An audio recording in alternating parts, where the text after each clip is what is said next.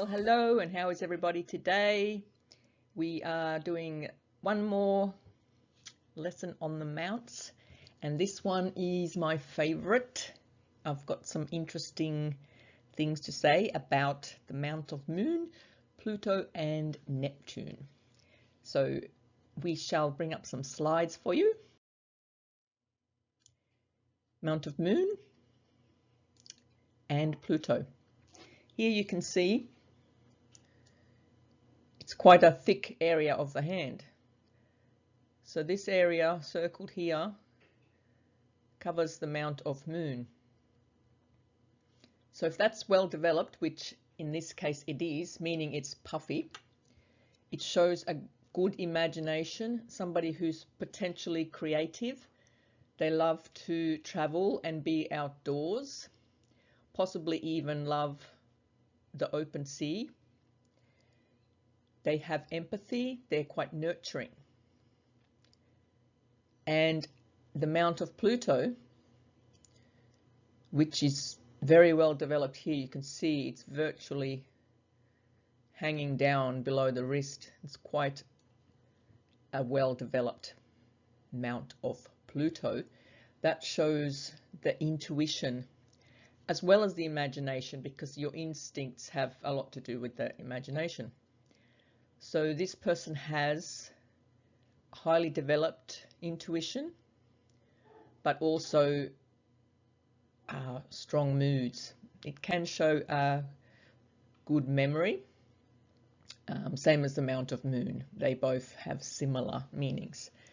Both of them can show strong emotions. So if that's coupled with, say, a long headline which reaches into the mount of Moon like that, that shows that person can be quite moody. On the good side, they can be very imaginative. They might be very creative. They might be an artist, for example. The further down into the Moon it goes, the headline, the more enhanced are those qualities of imagination and moods. So can be deep moods and can be one of the signs that people have when they're prone to get depressed. So moving on. A bit more about the mount of Moon when they're underdeveloped. So here you can clearly see only a part of the mount of Moon is developed, but when you look at it, it's quite flat. And the Pluto is definitely flat. Looks like somebody's just let the air out. It's so flat. There's literally nothing there. So this shows that the character is quite unemotional, very introverted, probably like to spend time by themselves. They use their intellect before their feelings, so they don't use their instinct as much, more like what they know rather than what they feel. So they can lack some imagination and creativity, which was the opposite for a well-developed one, and quite unaware, so the lack of intuition is there. They're also skeptical, so you probably won't convince this person that a palm reading is going to resolve anything in his life. So he's not into mysticism and palmistry and astrology and all that kind of thing. More like probably into sports and maths. Okay. Neptune is not much talked about because it's only the area between Pluto and the lower Venus. So just this little area here in the middle, if that's well developed, it's not going to be very puffy, but it's not going to be like indented either. It's going to go straight, it's going to run straight across. So it will look like there's no shallow in that space. There's no crevice there. And a well-developed there shows someone who has good inspiration. They get good ideas. They can be sentimental, sometimes dreamy. It's a sign of someone who can heal. It shows awareness. And like I said before, it shows someone who can have good ideas. A lot of people who use their hands will have a well-developed Mount of Neptune, such as builders.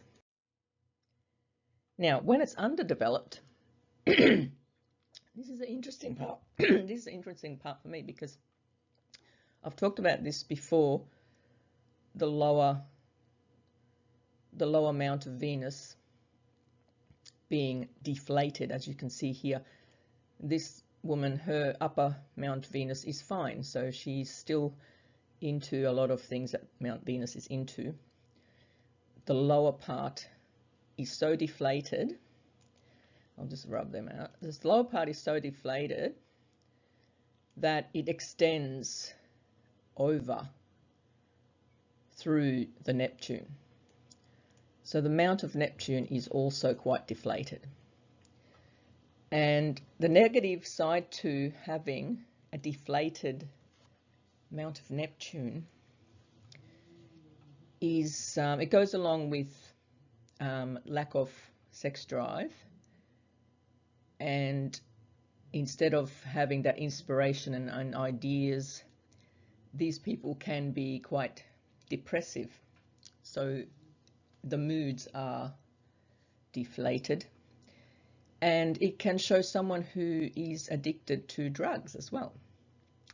So especially if there's an addiction line. Now, an addiction line will come somewhere from this area and it'll just run across to the Mount of Moon. It's not always that shape. It can go from other areas. It might come all the way a bit higher, down low. But either way, wherever it lies, the addiction line, here looks like she's got one right there, goes from across the Neptune, across the Mount of Neptune, over to the Pluto. So, because some of the qualities of Pluto which are negative are things like depression and thoughts of people who think about death in general, not necessarily like suicidal thoughts, but people who think about death might have a well-developed Pluto. So this person, and I can confirm she is an addict of many substances, and what started her on her path of addiction was that she was diagnosed as bipolar and depressant. So there's that interesting part. Next. So, okay, I think we're on the last slide here. This one, warts. Well, you don't often see warts on the palms. When you do, I don't have, a white pen. Even if I did, you probably can't see it. I do have a white pen, but a wart is going to be like a dried, you probably can't see those little dots. A wart's going to be like a little tiny dot. They're not going to show as a huge wart like you normally see. So warts on the palms are usually just little white, little tiny callous areas, and that shows long-term stress, and they can be all over the hand. And the more warts there are on the palm, the more stress there is. Now, when it's on the Mount of Moon, that shows the stress is probably in relation to the things they care about, like maybe their family. So it could be a person who is deeply concerned for their child or children or other family members, or that they are very stressed over some creative aspect in their life. Crosses here, such as thusly, shows overactive imagination. It could be a fear of travel over water. These are traditional old meanings. They may be old wives' tales. You don't have to believe it or not. I don't always take them very seriously, but I'm just letting you know what the marks are. So a triangle on the Mount of Moon would be, I'll just get rid of those. A triangle is on its own. It's not going to be a line that, you know, runs from over here, and then a line that runs from over there, and a line that runs from over here, and then you assume that's a triangle. That's not what is meant by a triangle. It's the same as those wives' tales about the letter M's. There's no M. That looks like an M? Yeah, of course it looks like an M, but it doesn't mean anything. All it is lifeline, headline, fate line, heart line happen to be crossing to make it look like an M, but it actually has no meaning, so don't believe those.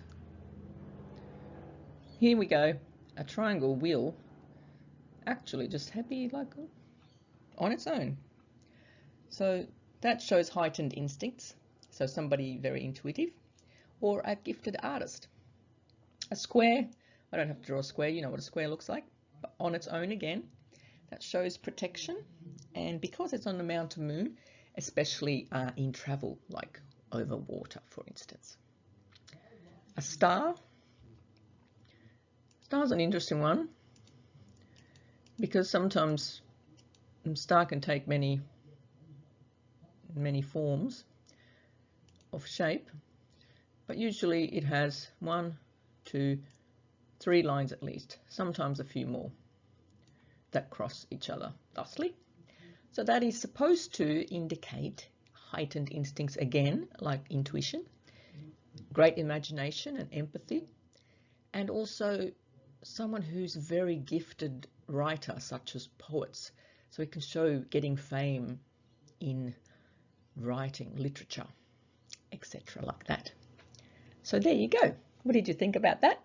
Let me know what you think, and I'll gladly comment or reply to your comments.